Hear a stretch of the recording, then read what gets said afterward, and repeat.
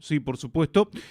Obviamente, les dijimos que íbamos a abrir la puerta a una invitada y obviamente le abrimos ya la puerta a nuestra invitada para, bueno, recibirla aquí en nuestro programa. Y vamos a estar hablando acerca de diferentes cafés literarios que se fueron haciendo, creo que ya 3, ahora se lo vamos a consultar a ella, en el Museo Pompeo Boggio, ¿no? Que se fueron realizando en el Museo Pompeo Boggio durante diferentes días de la semana, por la tarde, para hablar de Julio Cortázar. Adriana Saliche, ¿cómo estás? Gracias por venir ante todo.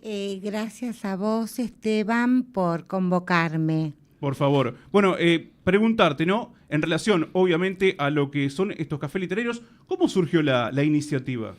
Bueno, mira, la iniciativa surgió, la tuvo la secretaria de Cultura de nuestra municipalidad de Chivilcoy, María del Carmen Ruggirello, quien me propuso, por conmemorarse los 110 años del natalicio del escritor Julio Florencio Cortázar, me propuso hacer un taller de lectura. Acepté hacerlo y me pareció un desafío, un lindo desafío, ya que soy muy admiradora del escritor Julio Cortázar, en primer lugar.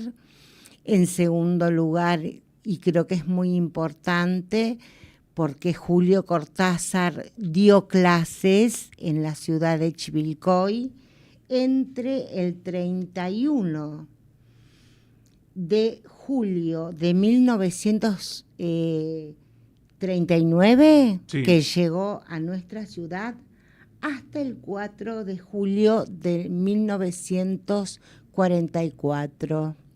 O sea, que él llegó a Chivilcoy como docente de instrucción cívica y geografía a los 25 años, previo paso por la ciudad de Bolívar. Y luego se encaminó, o sea, sus últimos pasos en Argentina fueron como profesor de la Universidad de Cuyo, cita en la ciudad de Mendoza, antes de iniciar su viaje definitivo a Francia. Obviamente que como yo soy profesora de castellano, literatura y latín, ella confió en mí y yo acepté la convocatoria. Bueno, quiero señalar que estos encuentros se han realizado en el mes de mayo, en el mes de junio, y ahora el último fue en el mes de agosto. En julio no se hizo nada porque el museo tuvo una dedicación muy especial. Y sí, fueron 2 semanas con muchas actividades, ¿no? Con muchas actividades para niños y jóvenes. Hubo mucho movimiento teatral, se abocó, me parece muy lindo todo lo que María del Carmen y su grupo ha gestado en relación al teatro para niños. Claro, sí. Bueno, no sé si estoy... Lo que te quería preguntar era, bueno, ¿cuál es a ver, en base a esta convocatoria, ¿sí? ¿Cuál fue la propuesta? ¿Sí? Para con las personas que participaron. ¿Hubo lecturas de Cortázar? ¿Se habló sobre alguna de sus obras en particular? ¿Cómo se fue desarrollando? Bueno, hasta ahora hemos realizado 3 encuentros. El último encuentro se va a llevar a cabo en noviembre, Dios mediante. En los primeros 3 encuentros, en el primer encuentro, se abordó la vida de Cortázar. He hablado sobre la vida de Cortázar en Chivilcoy, teniendo en cuenta lo que ya antes te había mencionado, Claro. Que fue docente en la Escuela Normal de Chivilcoy entre los años 1939 y 1944. Era un joven tan alto como un mástil. Incluso parecía más joven de lo que era, ¿no? Parecía mucho más joven de lo que era. Llamaba la atención su altura, pero su rostro de tez blanca, sus ojos claros, su piel lampiña, lo hacían mucho más joven. Era la época, ¿recuerdas que los docentes iban de traje, Sí, los sí, profesores sí. varones? Entonces eso era lo que lo distinguía, el uniforme que él llevaba, su traje y corbata, era lo que lo distinguía de los alumnos.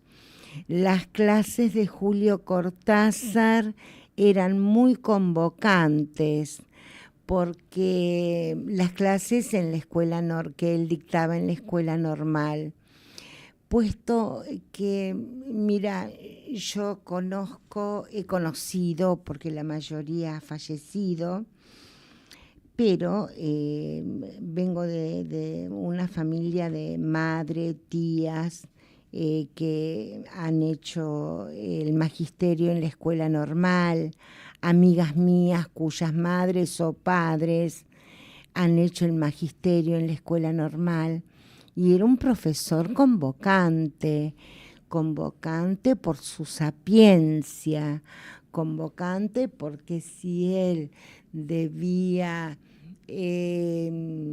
dar un tema, ya dijimos que fue profesor, se desempeñó como profesor de geografía en la escuela normal.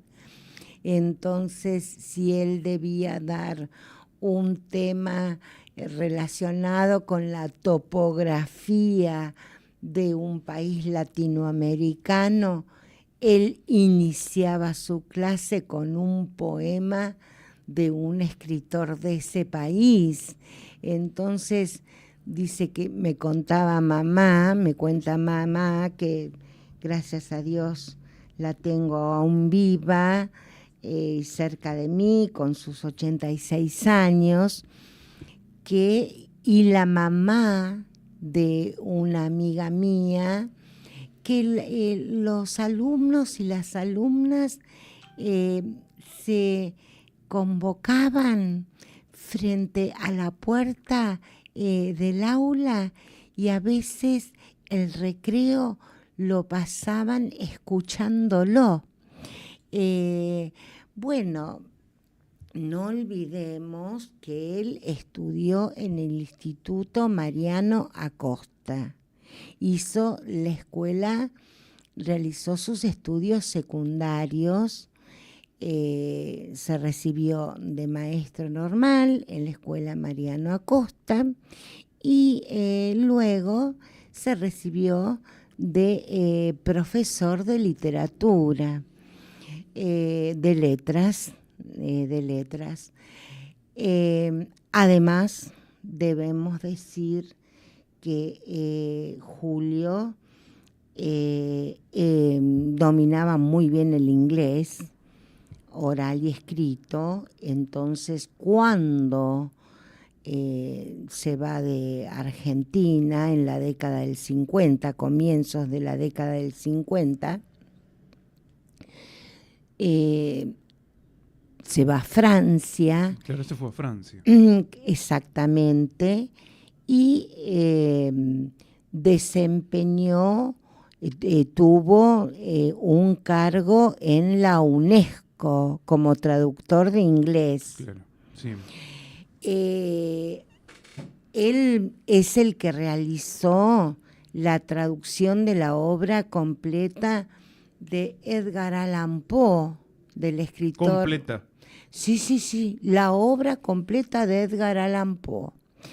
Y te digo más, la obra, la traducción de la obra de Edgar Allan Poe realizada por Julio Cortázar se considera la mejor traducción del inglés al español de todos los tiempos.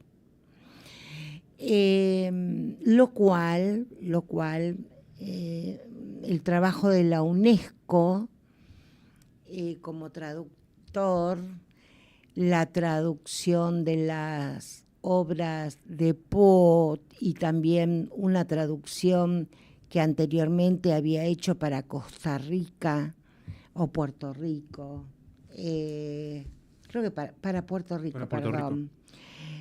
Vos sabés que de esa manera él pudo comprarse un pabellón, que es un galpón, y refaccionarlo con la que fue su primera esposa, Aurora Bernardes Novoa, quien, a pesar de haber mantenido un matrimonio, una convivencia aproximadamente de 15 años, ella fue la que lo acompañó en los momentos póstumos del escritor cuando enfermó y prácticamente se constituyó en su heredera y albacea porque Julio Cortázar, ni con Aurora Bernardes Novoa, quien fue hermana del gran poeta Francisco Luis Bernardes, Aurora Bernardes, tampoco con Uñé Carvelis, la agente editorial de Gallimard,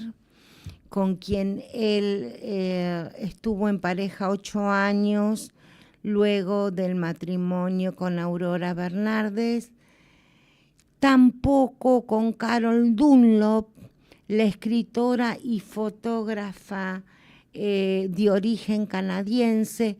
Con ninguna de las tres tuvo hijos.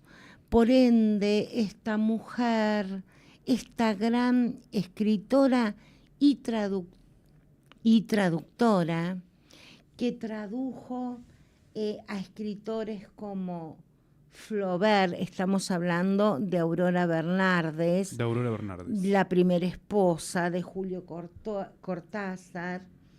Ella hizo traducciones de Flaubert, de Faulkner, de Jean-Paul Sartre, de Simone de Beauvoir, de Albert Camus, de Italo Calvino, de François Mauriac, por decirte algunas de las traducciones que ha hecho. Y fue la primer persona que leyó Rayuela y que le dio el ok a su esposo, a Julio Cortázar, quien envió su escrito a máquina a Francisco Paco Porrúa, que fue quien dirigía la editorial Minotauro y luego Sudamericana.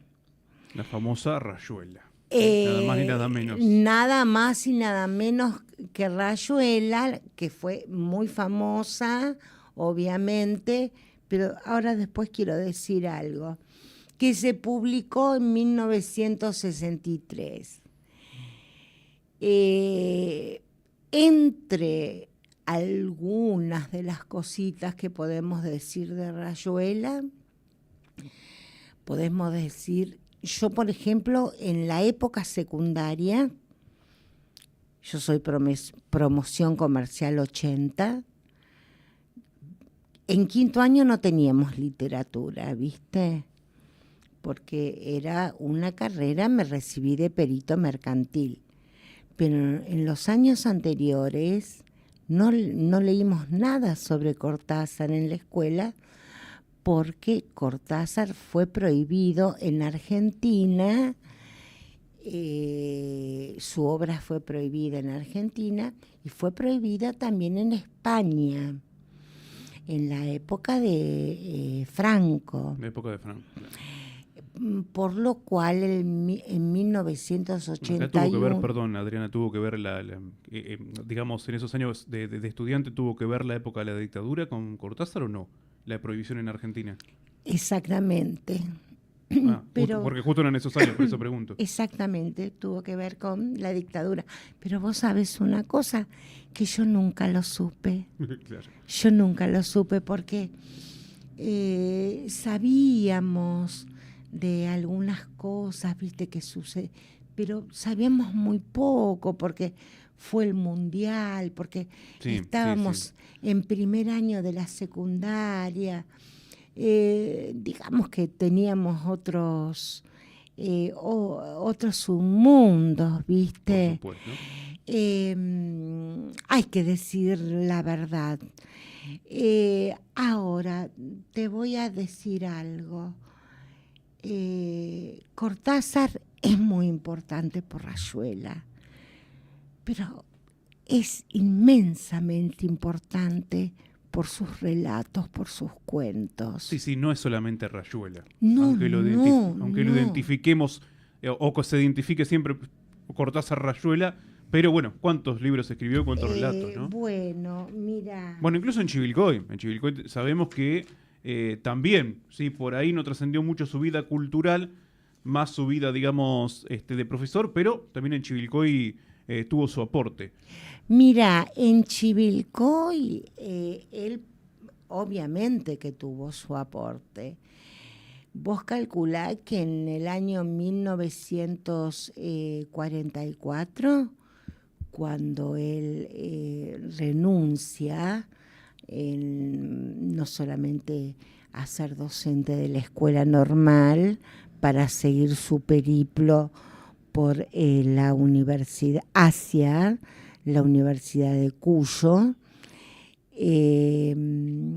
él también dimitió el lugar que tenía en la agrupación artística de Chivilcoy. Además, él participó en el guión de la película Las sombras del pasado. Claro, sí, de Ignacio Tankel. ¿Cómo? De Ignacio Tankel. Claro. Que se perdió eso, de hecho, se pasó, no se pudo encontrar más. No se pudo encontrar más.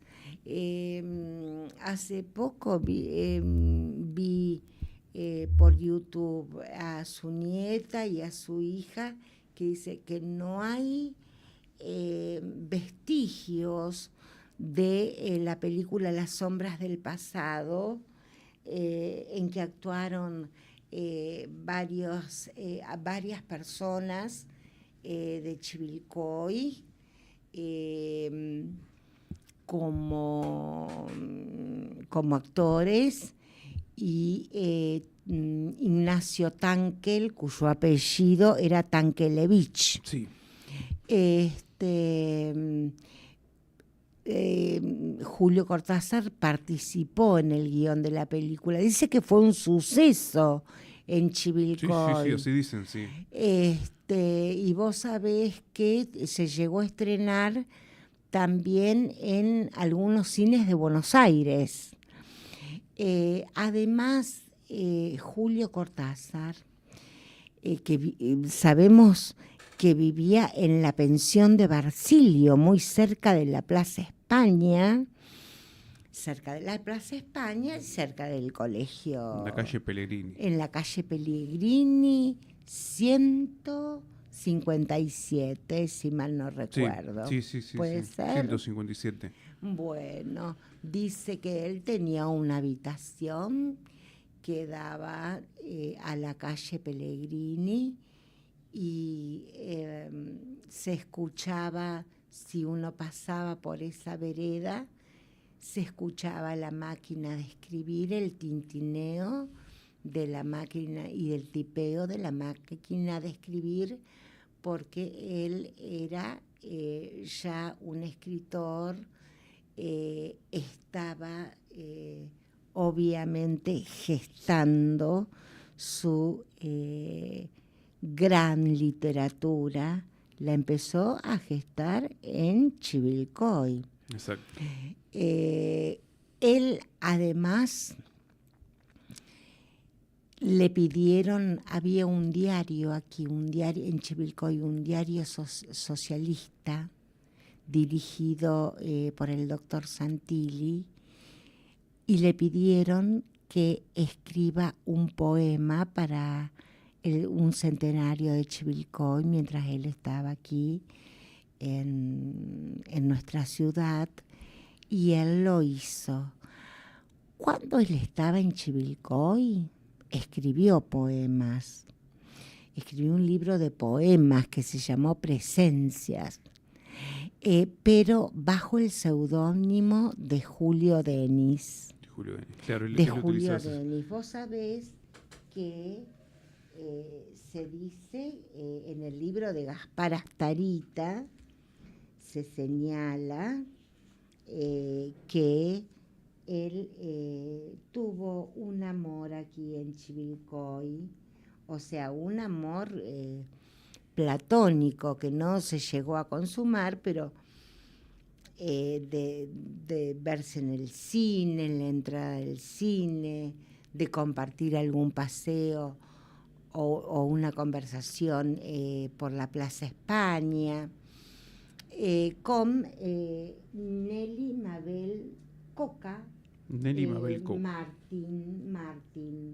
a quien le dedicó un poema, un hermoso poema, que si querés yo te lo leo. ¿Cómo no?